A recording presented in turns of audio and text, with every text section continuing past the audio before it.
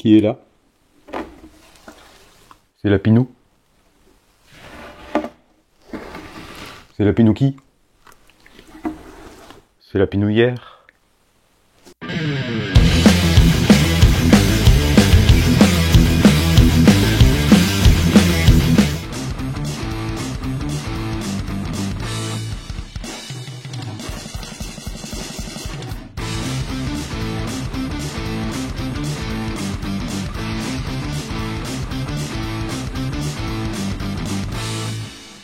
Bon bah là je crois qu'on a bien donné le ton.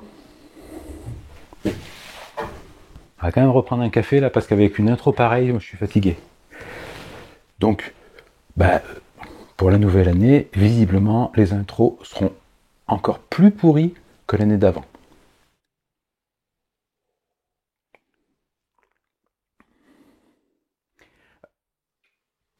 Remarquez que peut-être que l'année aussi, elle sera encore plus pourrie que l'année d'avant. Je sais pas si vous vous souvenez, en 2021, on était passé à 2022, on se dit ouais, ça peut pas être pire.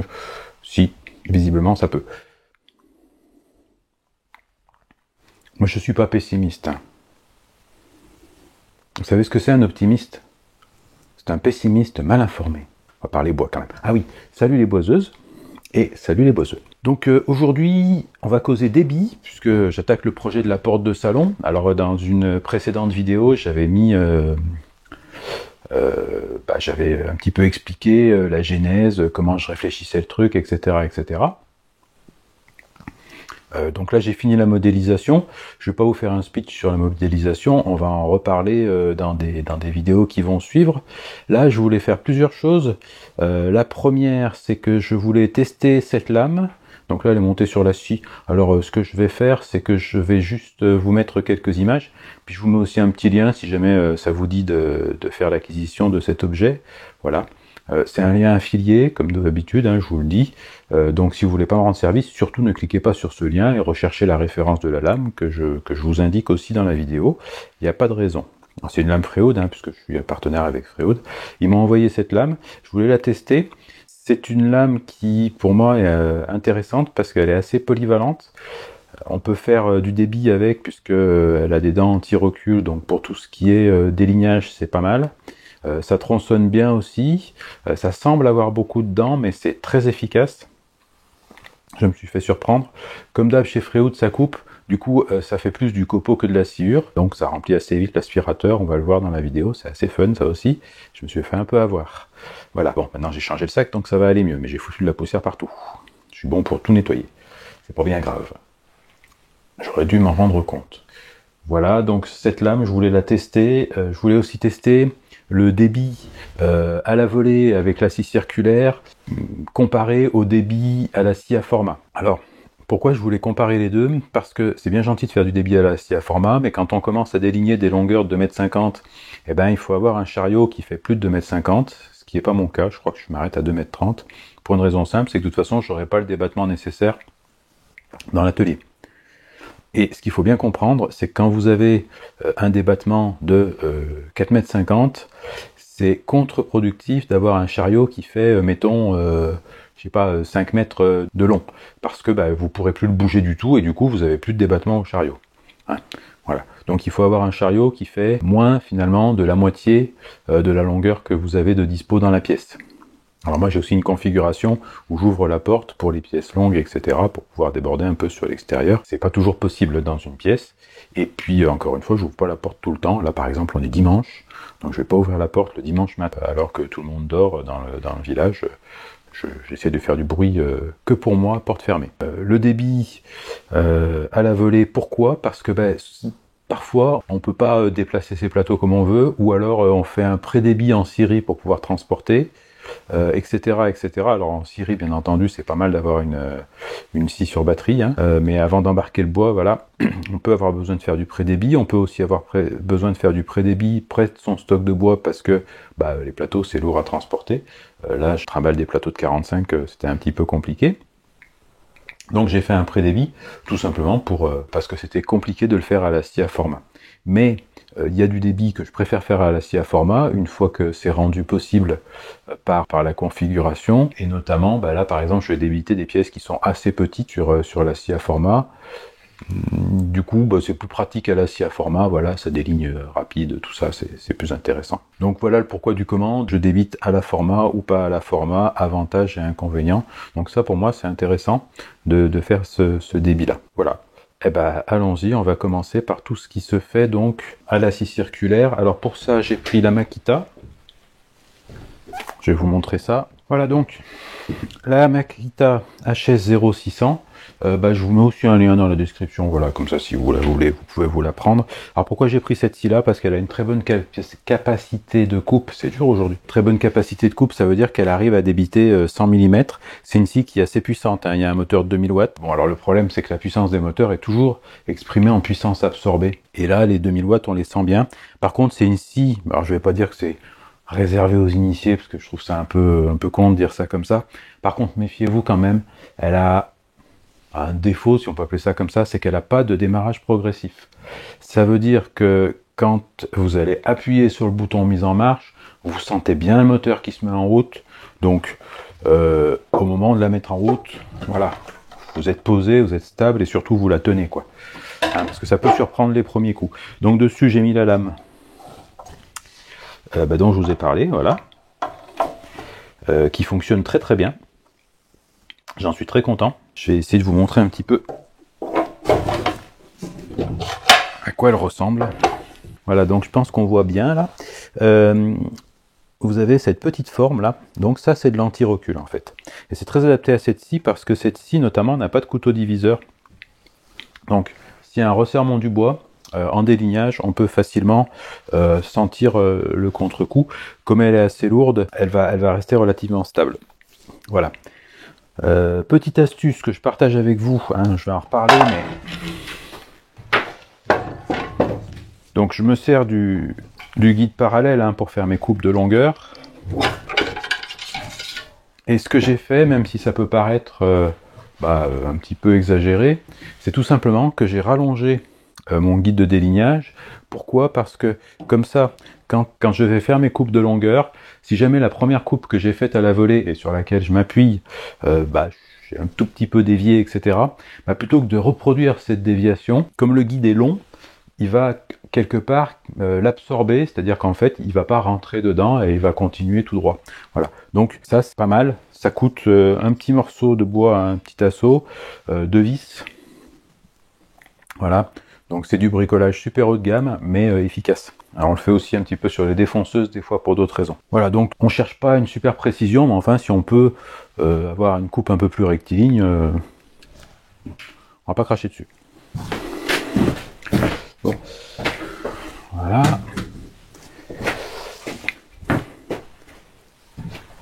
Puis, alors comment elle est censée faire mes traverses là? Donc les traverses intermédiaires sont censées faire 150. Alors faut pas que je me gourre parce que j'en ai une qui est censée faire 210. Et je sais pas si j'ai la place de la rentrée. 210 et 150. C'est censé faire 340 tout ça. Donc là je pourrais peut-être m'en sortir. Il va être dedans sauf si je coupe là. Alors sachant que 150 c'est une cote brute. Et que j'ai dû prendre un bon centimètre puisque je tombe à 140 après. Donc ici j'ai un nœud, comme il est à l'extrémité, il va se retrouver je pense dans le tenon. Celui-ci va m'embêter un peu plus. Donc je verrai un peu ce que je peux faire. Par contre maintenant ce qui va m'intéresser c'est de savoir si ici par hasard, ouais j'ai 20, mais ce qui m'embête c'est la fente qui est là. Du coup il faudrait peut-être que j'inverse mon truc, de façon à avoir 15 ici, à peu près 20 là. Comme ça la fente me dérange moins. Donc voilà, pour le délignage à la volée, c'est assez intéressant en fait. Alors, 2-3 petits trucs que j'ai déjà dit, mais je redis. Le plateau, en fait, il a un sens. C'est-à-dire que le côté le plus étroit, on le met dessus, hein, puisque les flashs sur les côtés sont comme ça. Donc on le met dessus. Ça évite de ne pas voir ce qu'on fait, parce que sinon, on risque de tomber dans le vide, puisqu'on va être sur le côté le plus large, on a l'impression qu'on a la largeur, puis en fait, on l'a pas. Ça c'est une première chose. Et là ce que je vais faire c'est que j'ai pris mon équerre hein, pour reporter mon tracé de l'autre côté parce que je suis plus à l'aise en étant sur ce côté de la planche avec le trait de scie que de ce côté là. Ce côté là en fait il faudrait que je me mette dans l'autre sens et comme je suis pas gaucher ça m'arrange pas. Donc je vais juste reporter mon tracé. Ici on a des belles traces de moisie, j'espère que ça se verra plus après le rabotage. De toute façon cette partie là normalement je vais quasiment pas l'utiliser hein. Mais ça, c'est un bois qui n'a pas super bien séché. Et il est un peu piqué aussi. Donc j'espère que ça s'est pas, enfin visiblement ça s'est pas propagé, mais il faudra quand même que je vérifie ça. Sinon je taperai dans autre chose pour faire ces pièces là. Sachant que c'est des pièces de parement, donc ça va être, faut que ce soit assez joli. On verra ce que ça donne après le rabotage, sinon je les referai.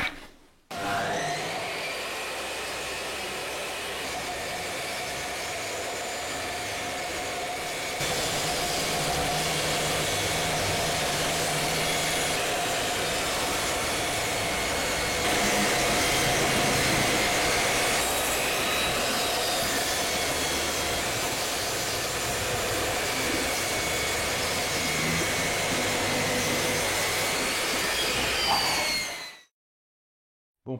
Donc maintenant qu'on a débité les pièces les plus longues et celles que je voulais en fait débiter à la volée, parce que ça m'arrangeait, hein. Encore une fois pour des raisons de longueur, de déplacement de plateau, etc. On va aller faire du débit un petit peu à la scie format. Voilà, donc on va passer dans la pièce d'à côté, je vais changer des caméras de place, tout ça. Voilà. Donc c'est parti.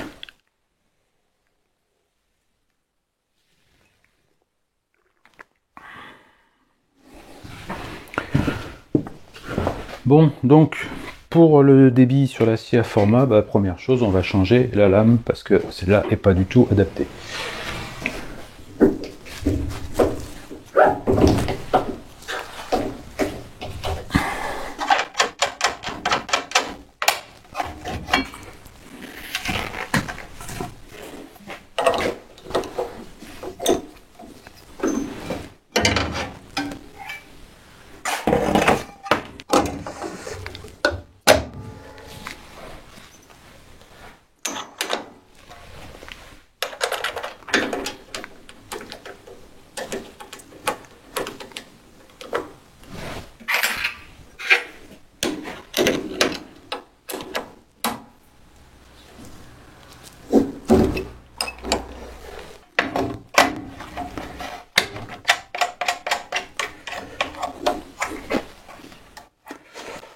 Donc là, je vais déligner les éléments de panneau. J'en ai certains où il y a des nœuds au milieu. Je les déligne quand même, ça me servira de pièce d'essai. Donc j'ai mis ma butée de délignage.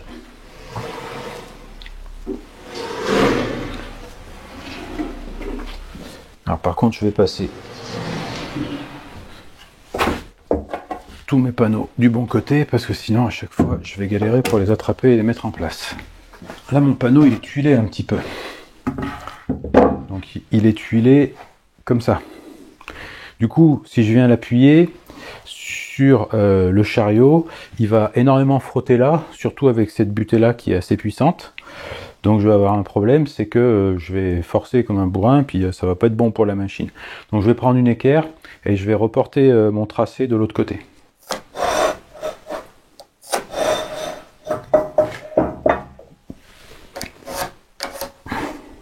Bon, pour le coup, j'en ai besoin que de un, parce qu'après je récupère le reste au guide, donc j'aurai plus besoin, mais ça n'empêche pas.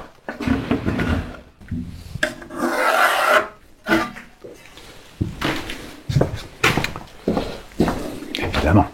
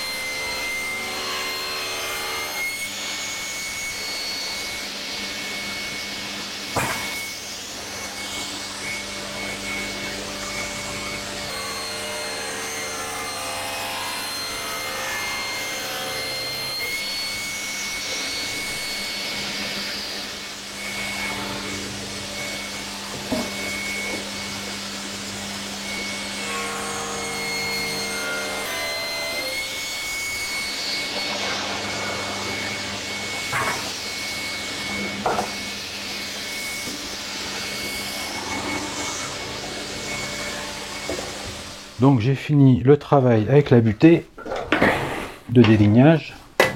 Ça c'est pas la butée de délignage, hein. La butée de délignage, elle est là. Et donc maintenant, je vais passer au guide parallèle pour tirer toutes mes largeurs. Donc c'est ça la butée de délignage. Donc on va fixer le chariot puisqu'il n'y a plus nécessité qu'il bouge. Ça doit pas être terrible pour vos oreilles ça.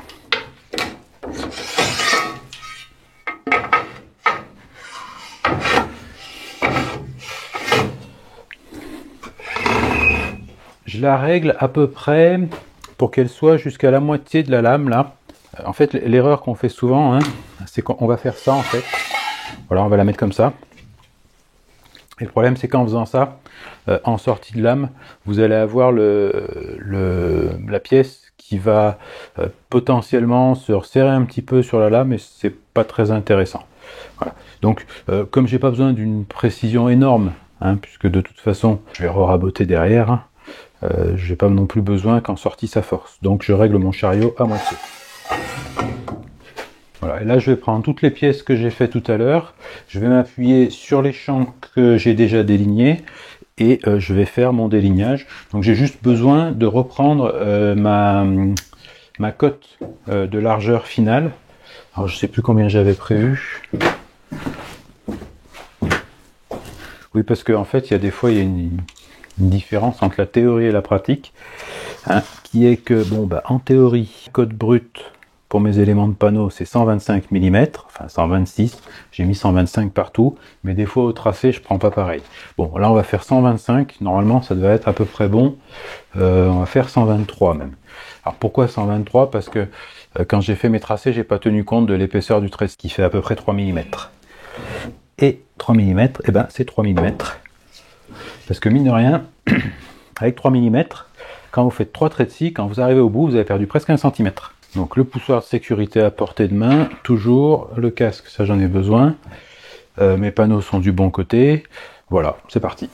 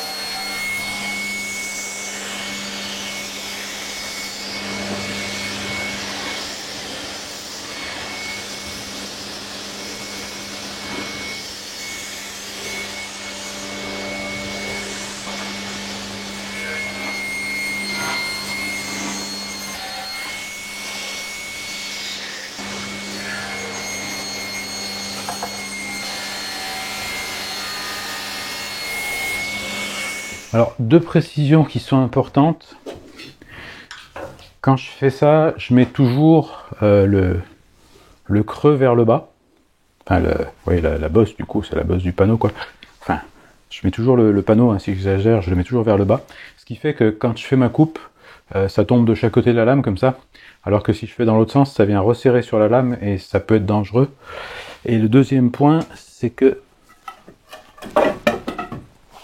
même si j'ai 1 cm de marge, là, sur celui-là, bah, j'ai coupé un petit peu court, en fait, hein, avec le décalage à chaque fois de la lame. En soi, c'est pas grave, parce qu'il y a un truc dont j'ai pas tenu compte, c'est que j'ai besoin de pièces de 125 en cote brute, et d'autres qui font à peu près 110 en cote brute, parce que ça va être les extrémités des panneaux, et elles seront un petit peu moins larges. Donc je prendrai celle-là. Donc là, normalement, je suis bon sur la longueur. Et je vais recompter mes pièces pour être sûr que j'en ai assez pour pas y revenir, parce qu'en fait on perd énormément de temps quand on y revient. Donc 4, je dois en avoir 17 normalement, c'est-à-dire 2 avec des nœuds, et 15 c'est le nombre total de pièces qu'il me faut pour mes panneaux. Donc j'ai bien mes 17 éléments de panneaux. Au délignage, je me suis rendu compte qu'il y avait un petit peu des bestioles dedans. Donc ce que je vais faire, c'est que je vais passer un petit coup de raboteuse sur ces pièces-là pour voir ce que ça donne. Et selon l'état, ben, je choisirai de les refaire ou pas.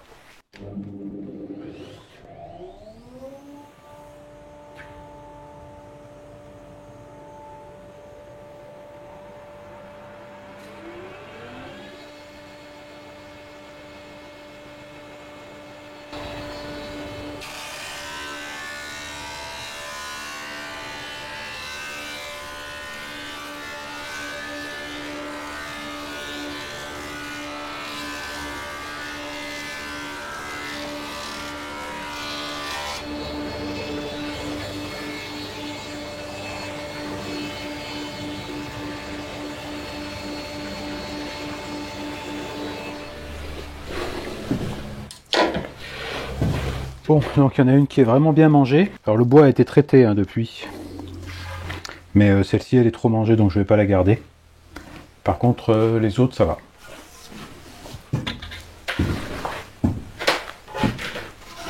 Alors je sais que le délignage, le corroyage, enfin le débit, le corroyage, pardon, c'est pas super passionnant, il n'y a pas des belles images, etc. etc. Moi je m'obstine quand même à en parler, pour plusieurs raisons, mais la première c'est que c'est à ce moment-là qu'on choisit ses bois. Là, on a bien vu, hein, je suis tombé sur des pièces qui étaient un peu mangées par les bestioles. Alors comme j'ai dit, c'est parce que ce lot de bois que j'avais acheté a été mal séché, donc moi depuis je l'ai traité pour que les bestioles elles disparaissent. En tout cas qu'elle meurt, du coup il n'y aura pas ce sera pas pire à la fin. Mais pour les pièces où vraiment il y a eu du gros dégât, je vais décider, je pense, de les retailler. Tant pis, je ferai autre chose avec celle-là. Pourquoi pas quelque chose dans l'atelier, etc. Il faut savoir qu'une fois que le bois est sec, pour peu qu'on l'ait traité, et si en plus on y met une finition dessus, il y a assez peu de chances pour que les bestioles elles restent. Donc moi en fait ce que je fais c'est selon l'endroit où ça va être mis, selon si ça va être visible ou pas, fonction aussi de ce qui est autour. Dans une maison très ancienne comme la mienne, c'est pas délirant, une pièce un petit peu mangée, voilà, il n'y a pas trop de, c'est pas très grave. En tout cas moi c'est comme ça que je le vois. Voilà, donc des fois je garde, des fois je garde pas. Là, je pense que je vais refaire parce qu'il y a des endroits où c'est vraiment beaucoup mangé. Voilà, donc j'ai 2-3 pièces à refaire. J'essaye de le faire tout de suite en fait, parce que si je me dis je le ferai après il faut tout que je ressorte le matériel pour déligner, etc. Voilà, donc ces 3 pièces là, hop, je les retaille, je vais aller chercher un plateau là, puis je vais les retailler. Comme ça elles seront faites. Et je pourrais me concentrer sur vraiment les usinages, toute la porte, etc. Voilà, je crois que j'ai tout dit, c'est à peu près tout. Donc, si vous voulez bien vous barrer de mon atelier, vous serez bien aimable. Moi, il faut que j'aille faire plein de choses, dont le montage de cette vidéo, où j'ai encore des heures de rush à dérusher. Voilà.